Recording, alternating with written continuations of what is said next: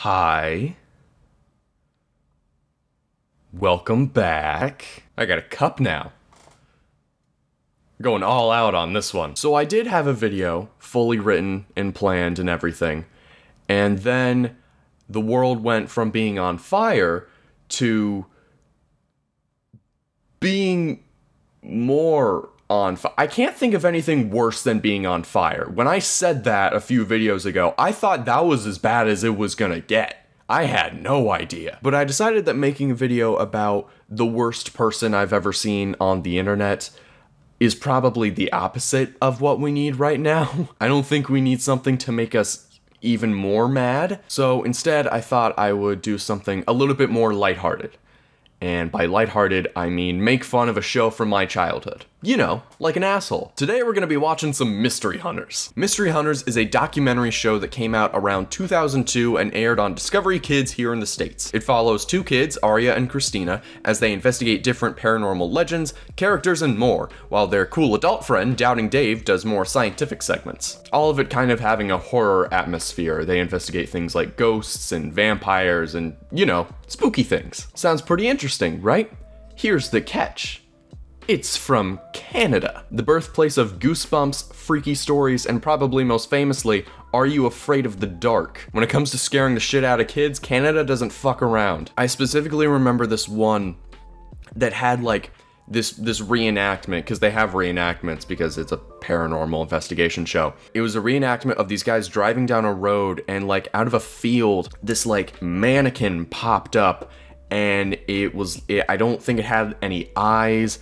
It was wearing like a long black sleeve shirt and like gray pants. I'm pretty sure it was bald and like bleeding from the head. I don't know what it is, but that mannequin freaked me the fuck out for a good portion of my childhood. I'm telling you this for two reasons. The first one being to see if any of you have like a picture of it or something. I've been looking for this for a long time.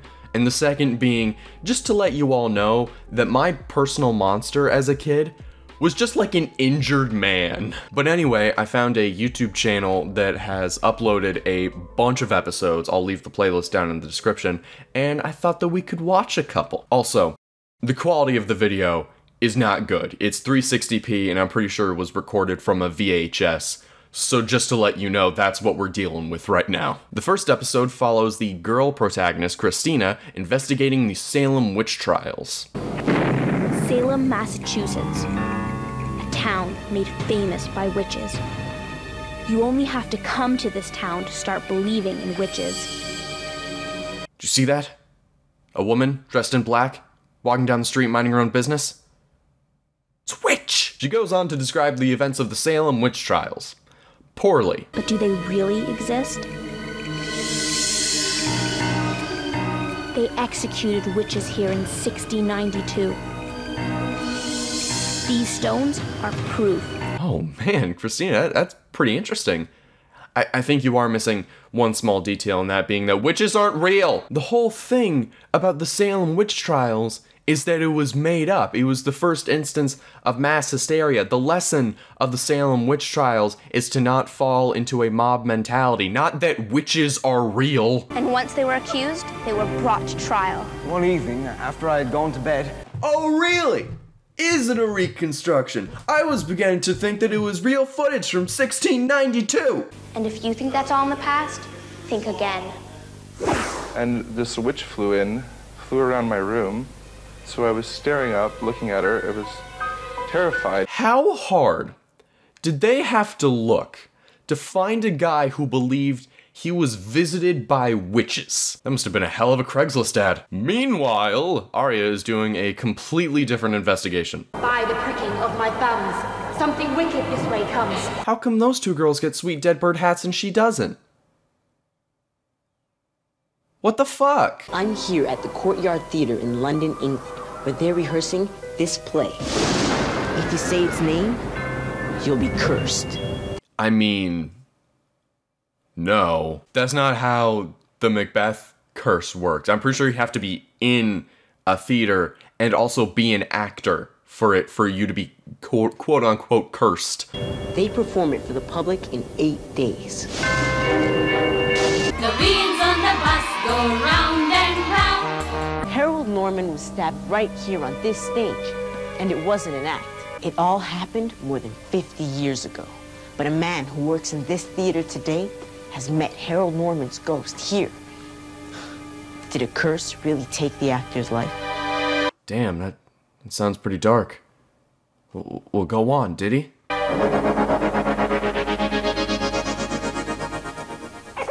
Yeah.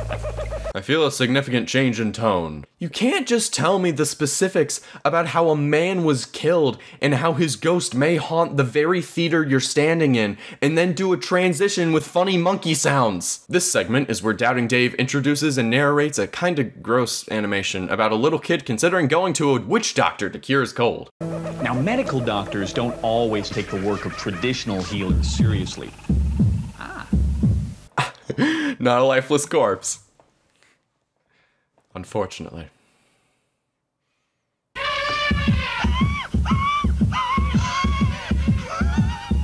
I would rather die than watch that again.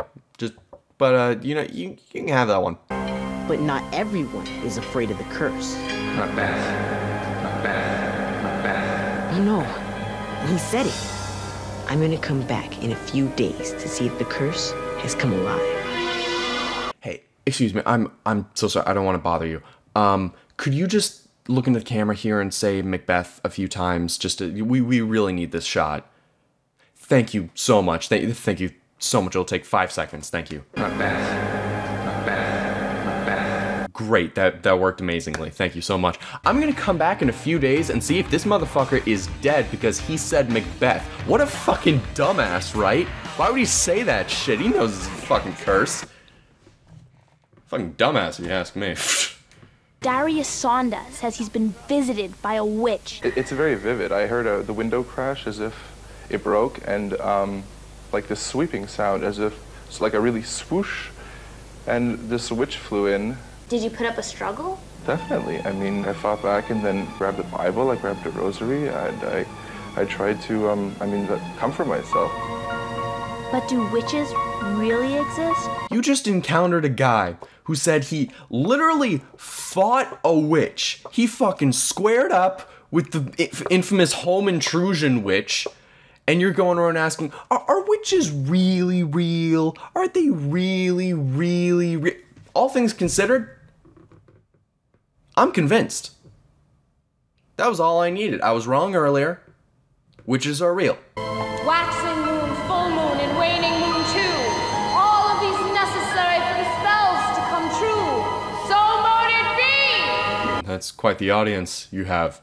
3 small children. It looks like originally they were gonna do like a whole circle around her, but then just 3 kids showed up. So they're like, all right, I guess we can do part of the circle, I guess. Are you really a witch? Yes, Christina, I really am a witch.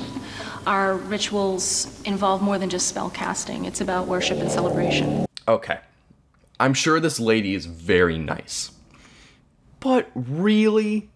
This is who we're getting our information from? The lady who was just doing an actual ritual and claims to be a real witch?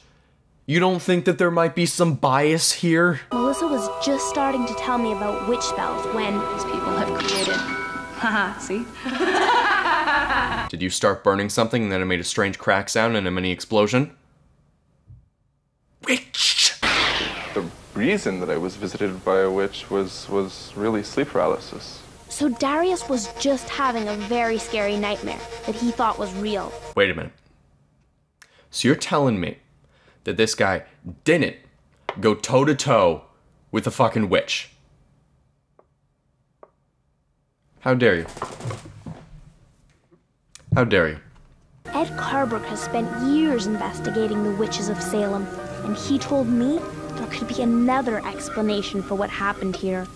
Rye bread. Ah, yes, rye bread, or as is commonly known, the devil's bread. Ergot poisoning causes people to have really bad, scary hallucinations, and it can make them act in very strange ways. None of this was real. And they also, in the hallucinations, believed that people were hurting them. And this is where they came to say these people are guilty of witchcraft. Wait, so there were no witches at all? What the hell? What they tend to do on this show is really play up and exaggerate the creature or the character or event or whatever they're talking about that week at the beginning, and then at the very end, just be like, oh no, that shit is fake as hell. Yeah, what do you think? Can you make horses? That'd be insane. If anyone should know, it's this man. That's William Shakespeare. Oh, really? Is that him? I never would have known. He wrote Macbeth. You don't have to look around to make sure no one's listening. That's not how curses work. Witches lived in the countryside where Shakespeare grew up. When he wrote the witch scenes in the Macbeth play, he used their authentic black magic spells without permission. I don't think that's true at all. If the spells were real, you'd imagine someone would have, like, accidentally spawned a rat on stage by now. Also, he put witches in the play because the king that he wrote the play for liked witches. So he put witches in. Can't believe my 2 months of 12th grade English are actually coming in handy. If you've made the mistake of saying that deadly word inside a theatre, the first thing to do is leave. One of Britain's most famous young actors, Nicholas Hoult, is going to show me how to counteract the curse. Yes, you heard that right. This episode features a young Nicholas Hoult from X-Men and Mad Max. Weirdly, I couldn't find this on his IMDb page. Wonder why he doesn't want that there. I was so surprised when I first saw him in this. I chose this episode at random. I had no idea he was gonna be in it. He was a pretty accomplished actor at this point, both on stage and screen. I wonder how they got him to agree to this. If I ever met him, this would be the first thing I ask him about. Hey there. Big fan, love X-Men. Fury Road is one of my favorite action movies of all time. Do you remember Mystery Hunters? Just after I left England, one of the actors in the play got cut by a sword in a fight scene and had to go to the hospital for stitches. He's dead now. I bet you $10 that shit didn't happen and they just added it in to be like, maybe it's real. I gotta be careful now because there's actually water in this. I'll look at one more episode here. This one is about Dracula and werewolves. Monsters. We all know they only exist in books and movies, right? Wrong! Take Dracula. He really exists, and I track him all the way to his home in Transylvania. This is kind of the dangerous problem about this show, is that it starts every episode by saying like, hey kids, you know this monster that you could very well and likely be afraid of? It's real, and we're gonna show you how it's real. But then it ends the episode by being like, well, they could be real, but we don't really know. But kids are still hung up on the previous statement and are like, oh fuck, werewolves are real. Holy shit, dude, what are we gonna fucking do? In this episode, Aria investigates if Dracula is real by going to his castle in Transylvania. I love this clip because they're trying to make Transylvania all spooky by taking him in a horse-drawn carriage, but in this shot, you can just see a normal-ass car driving around the corner. Vampire bats, thousands of them. Ah, yes, the vampire bats, as you can see here, clear as day. Thousands of them.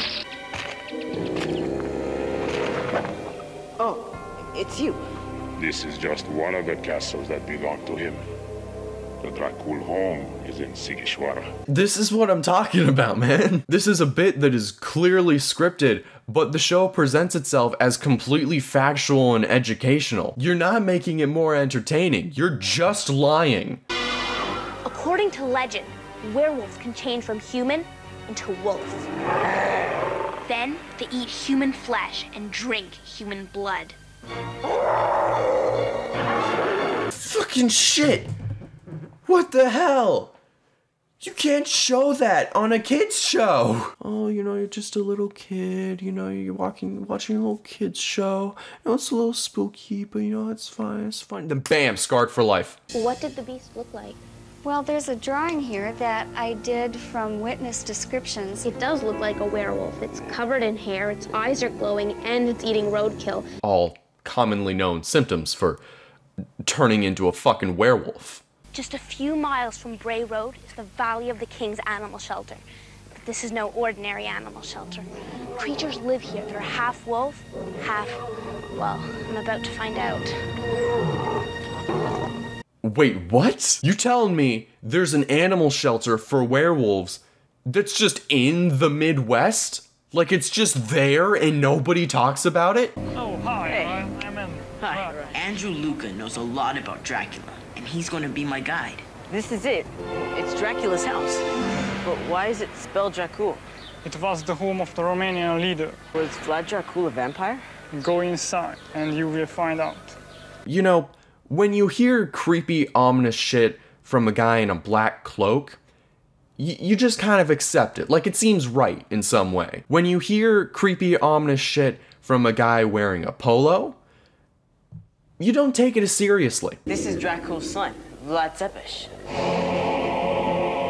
Why do people say that Vlad Tepes is the one to fear?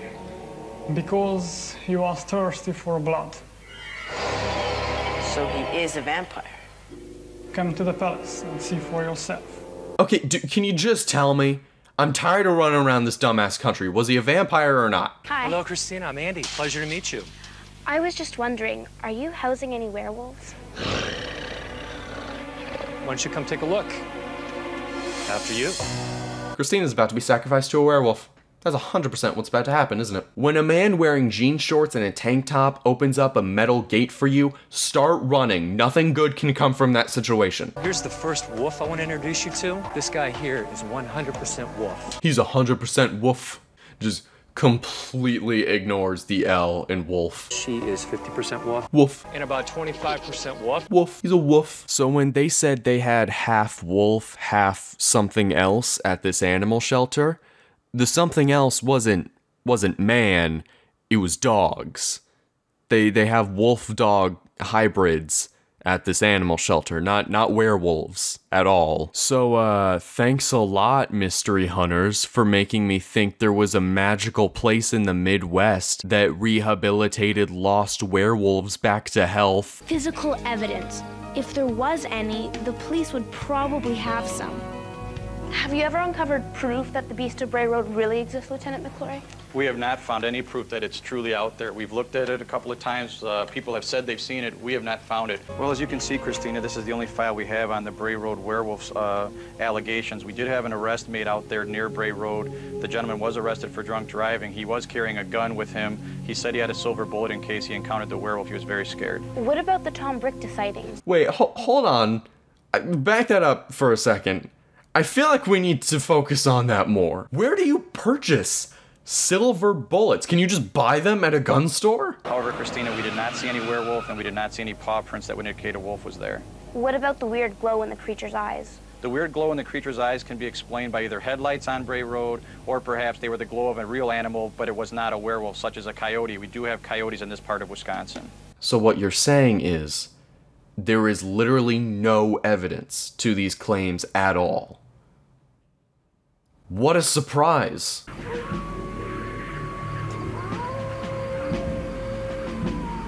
Is this safe? Is this safe? Good enough for me! Mr. Yakov, the keeper of the palace, knows what happened here, and he's gonna show me where Vlad Tepes earned his nickname, the Impaler. Just a shot in the dark, total guess here. Was it because he impaled people? Well, did Vlad Tepes drink their blood? Was he a vampire? No. He says Vlad wasn't a vampire. Well, what about the book Dracula? He says the book is just a made-up story, invented by the author. Who would have thought that a story classified as fiction was actually fiction? 20 minutes. It took us 20 minutes to get to that conclusion. But wait, it gets worse. Before Aria's segment ends, the pages of the Dracula book turn with dark laughing, and it appears that he's being stalked.